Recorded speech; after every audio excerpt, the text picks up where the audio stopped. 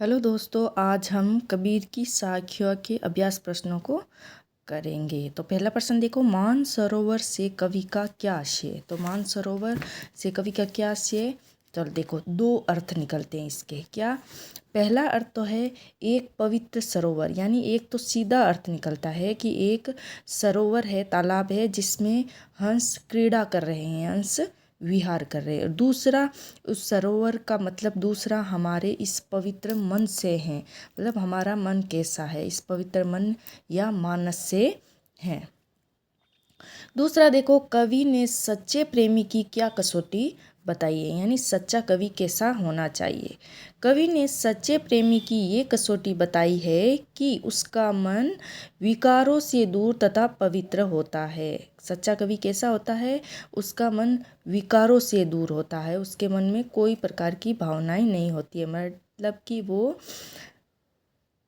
किसी प्रकार के द्वेषों से, तृष्णाओं से युक्त नहीं होता है। इस पवित्रता का असर मिलने वाले पर पड़ता है, मतलब ऐसे व्यक्ति पर अगर कोई उससे मिलता है तो वे उस पवित्र व्यक्ति की पवित्रता से क्या प्रभावित अवश्य होता है। ऐसे प्रेमी से मिलने पर मन की पवित्रता और सारे पाप नष्ट हो जाते हैं। सच्चा प्रेमी एक प्रकार के संत को ही बताया है। तीसरे दोहे में कवि ने किस प्रकार के ज्ञान को महत्व बताया। तीसरा कवि कौन सा है, हंसी चढ़े श्वान को, वो हाथी वाला जिसके पीछे कुत्ता भौंकता है। इस दोहे में अनुभव से प्राप्त, जो हमारे अनुभव से प्राप्त आध्यात्मिक ज्ञान है, उसका महत्व दिया है। चौथा देखो, इस संसार में सच्चा संत कौन कहलाता है। इस संसार में सच्चा संत कौन कहलाता है। इस संसार में सच्चा संत वही है जो जाति, धर्म, संप्रदाय आदि भेदभाव से दूर रहता, तर्क वितर्क नहीं करता है, किसी प्रकार का वैर विरोध नहीं करता है, राम रहीम के चक्कर में नहीं पड़ता है, बिना प्रभु की सच्ची भक्ति करता है, मतलब इनके चक्रों में बिना पड़े ही प्रभु की सच्ची भक्ति करता है, ऐसा व्यक्ति ही सच्चा संत कहलाता है। अगला देखो, अंतिम दो दोहे के माध्यम से कबीर किस प्रकार की संकीर्णताओं की ओर संकेत किया है। अंतिम दो दोहे कौन से हैं। एक है काबा फिरी काशी भया रामई भई रहीम, वो एक ऊंचे कुल का जन्मिया, जय करनी नीचे, ये दो है नीचे। तो इसमें क्या है देखो, पहला बताया है अपने अपने मत को श्रेष्ठ मानने की संकीर्णता और दूसरे के धर्म की निंदा करने की संकीर्णता के बारे में बताया है। नब को हिंदू मुसलमान राम रहीम ऐसे बोलते हैं नहीं, काबा काशी, तो अपने अपने मत को श्रेष्ठ मानने की संकीर्णता बताइए। ये बोल रहा है ये मेरा धर्म अच्छा है, हिंदू बोल रहे हैं मेरा धर्म, इस प्रकार की संकीर्णताओं का बताया है। दूसरा, ऊंचे कुल के अहंकार में जीने की अंकितता, मतलब ऊंचे कुल का व्यक्ति ऐसा उसमें अभिमान होता है कि मैं ऊंचे कुल का हूँ तो मैं अच्छा व्यक्ति हूँ, तो उसकी जीने की संकीर्णता के बारे में बताया है।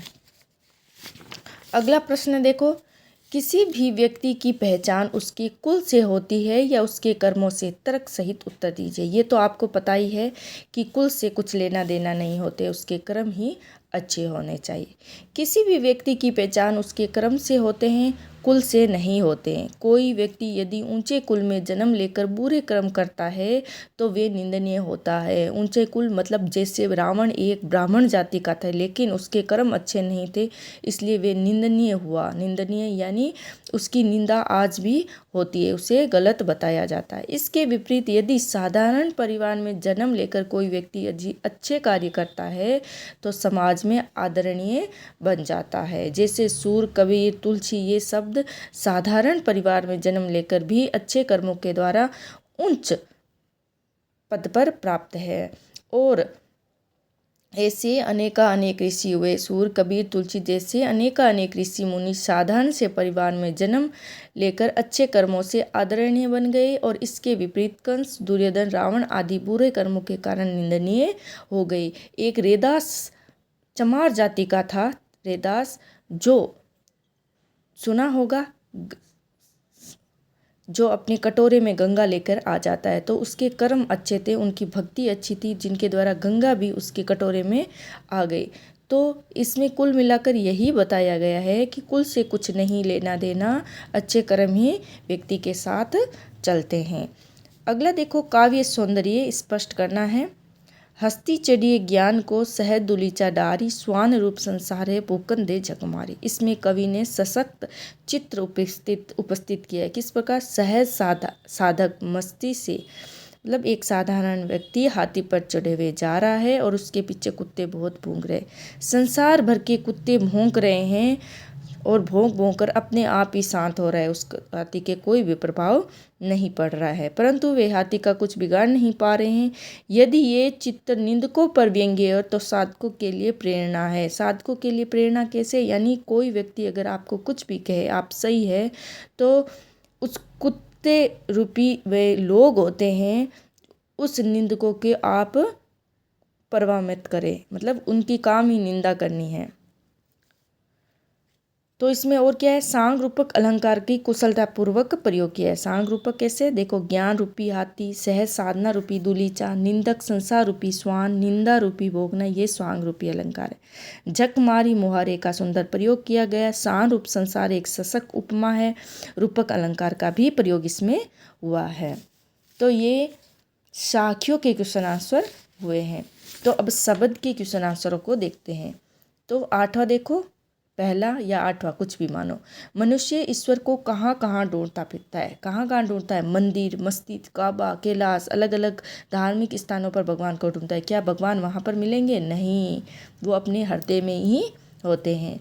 तो उत्तर देखो, मनुष्य अपने धर्म, संप्रदाय और सोच विचार के अनुसार ईश्वर को मंदिर, मस्जिद, काबा, कैलाश जैसे पूजा स्थलों और धार्मिक स्थानों पर खोजता है। ईश्वर को पाने के लिए कुछ लोग योग साधना करते हैं, तो कुछ सांसारिकता से दूर होकर सन्यासी वैरागी भी बन जाते हैं। इन क्रियाओं के माध्यम से ईश्वर को पाने का प्रयास करते हैं मनुष्य। अगला देखो, कबीर ने ईश्वर प्राप्ति के लिए किन प्रचलित विश्वासों का खंडन किया है। मतलब भगवान पर किन किन प्रचलित विश्वास का खंडन किया कि भगवान पर इस प्रकार विश्वास करना चाहिए। कबीर ने ईश्वर प्राप्ति के प्रचलित विश्वासों का खंडन किया है। उनके अनुसार ईश्वर न मस्जिद में है, ना मंदिर में है, ना काबे में, ना कैलाश में और किसी भी तीर्थ यात्रा में नहीं है। वे नहीं कोई कर्म कांड में मिलते हैं, नहीं किसी योग साधना में, नहीं कोई वैरागी धारण करने में। ये सब क्या है? ये सब ऊपरी दिखावे ढोंग है, इनके मन लगाना व्यर्थ है। मतलब इस प्रकार से भगवान के विश्वास नहीं किया जाता है, वो तो अपने मन से किया जाता है। अगला देखो, कबीर ने ईश्वर को सब श्वानों की श्वास क्यों कहा है। कबीर का मानना था कि ईश्वर घट से समाया है, वे प्राणी के सांस में समाया है, हर सांस में है, उसका वास प्राणी के मन में है, उसे इधर उधर ढूंढने से ईश्वर की प्राप्ति नहीं होती है। अगला, कबीर ने ज्ञान के आगमन की तुलना सामान्य हवा से न करके आंधी के रूप में क्यों किया है। क्योंकि सामान्य हवा तो धीरे धीरे आती है, धीरे धीरे किसी को उड़ाती है, वैसे आंधी जैसे ही आता है। आंधी रूपी जब ज्ञान आता है तो एकापट मतलब फटाफट ही वो लोग एक ही वो लोग वैराग्य धारण कर लेते हैं।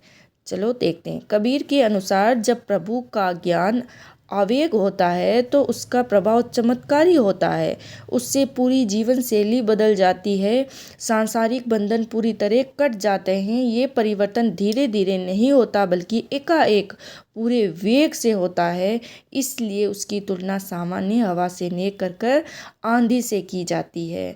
मतलब कि अगर भक्ति ज्ञान की जब हमारे अंदर भावना आती है, हमारे वैराग धारण होता है, तो वो एकाएक होता है, धीरे धीरे तो होता नहीं है। तो उसकी तुलना साधारण हवा से नहीं कर आंधी से की है। 12वां देखो, ज्ञान की आंधी का भक्त के जीवन में क्या प्रभाव पड़ता है। तो भक्त के जीवन में निम्नलिखित प्रभाव पड़ता है, ऐसे आपको पहले लिखना है, फिर ये लिखना है। भक्त के मन पर छाया अज्ञानता का जो छाया हुआ होता है अज्ञानता का भ्रम, वह दूर हो जाता है। भक्त के मन में कूड़ा करकट किससे कहा है? लोभ लालच निकल जाते हैं। मन में प्रभु भक्ति का भाव जगता है। भक्त का जीवन भक्ति के आनंद में डूब जाता है। 13वां भाव स्पष्ट करना है हमें। हित चित्त की द्वे धुनी गिरानी, मोहे बलिंडा टूटा। टूटा कैसे? यहाँ ज्ञान रूपी आंधी के कारण जब ज्ञान रूपी आंधी आती है तो मनुष्य के मन में स्थित स्वार्थ रूपी 2 खंभे टूट जाते हैं। मोहे रूपी बलिंडा गिर जाता है, इसकी कामना रूपी छप्पर नीचे गिर जाता है। उसके मन की सारी बुराइयाँ, कुल मिलाकर उसके मन की सारी बुराइयाँ, अज्ञान नष्ट हो गया, उसका मन साफ हो गया। अगला देखो, अगला भाव स्पष्ट करना है। दूसरा ख, आंधी पीछे जो जलबूंटा, प्रेम हरिजन भीना। ज्ञान रूपी आंधी के पश्चात जो भक्ति रूपी जल की वर्षा हुई, जिसके प्रेम में हरि के सब भक्त भीग गए, अर्थात ज्ञान की प्राप्ति के बाद मन शुद्ध हो जाता है। अगला देखो 14वां, ना साख्या है ना शब्द है, ये रचना और अभिव्यक्ति। इसका क्वेश्चन है, संकलित साखियों और पदों के आधार पर कबीर के धार्मिक और सांप्रदायिक सद्भाव संबंधी विचारों को हमें बताना है। तो देखो, पाठ में संकलित साखियों से ज्ञात होता है कि कबीर समाज में फैले जाति धर्म के झगड़े, ऊंच नीच की भावना, मनुष्यों का हिंदू मुसलमान में विभाजन आदि से मुक्त समाज देखना चाहते हैं और वे हिंदू मुसलमान के रूप में राम रहीम प्रति कट्टरता के घोर विरोधियों का खंडन करना चाहते हैं। कबीर चाहते हैं कि समाज को कुरीतियों से मुक्ति मिले। इसके अलावा उन्होंने ऊंचे कुल में जन्म लेने के बजाय साधारण कुल में जन्म लेकर अच्छे कार्य करने को श्रेष्ठकर माना है। अगला देखो, भाषा अध्ययन। निम्नलिखित शब्दों के तत्सम रूप लिखने हैं। तो पका पकी का होगा पक्ष और विपक्ष, अनंत अनंत का होगा अन्यत्र, जोग का योग, जुक्ति का युक्ति, वैराग का वैराग्य, निरपक्ष का निष्पक्ष। तो इस प्रकार हमने इसके पूरे कबीर की साखियों के पूरे क्वेश्चन अभ्यास क्वेश्चन आंसरों को देख लिया है। आशा करती हूँ आप सभी को समझ में आया होगा। Thank you.